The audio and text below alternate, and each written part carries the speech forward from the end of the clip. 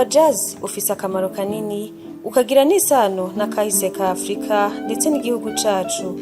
Bivugwa na Lina Blanche, umwe mu baririmvyikazi bo mu Burundi basanzwe bakora umudiho wa jazz. Birashoboka yuko tuvanga akaranga kiwacu, ururimi rw'iwacu, hama tukaca dufata n'ujya mudiho tukawushiramo kugira nidutakaze akaranga k'igihugu cacu. Hama cha dufadikanya n'ujya mudiho kubera abanyafrika bacu aribo bawuzane, tukaca tushira hamwe kugira dushobore kuvanga hamwe no kwagura birashoboka. Ku bwa Shaban Ramadan, umutunganya bikorwa wa Marhaba Jazz Day, arashima kuko umudiho wa jazz ushobora gukoranya abantu benshi bava mu mihingo itandukanye, ndetse Uburundi bukaba bwinjiye mu bihugu 190 buhimbaza umusi mpuzamakungu wahariwe jazz. Fred Mushanga, umuririmbyi aririmba umudiho wa jazz ava i Bukavu mu gihugu ca Republika Iharanira Demokarasi ya Kongo,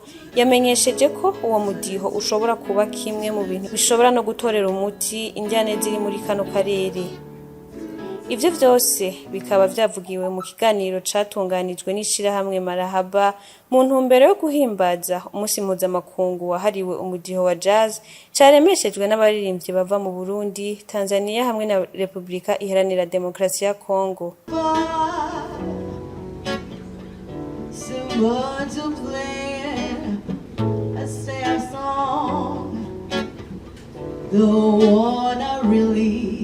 Could care for,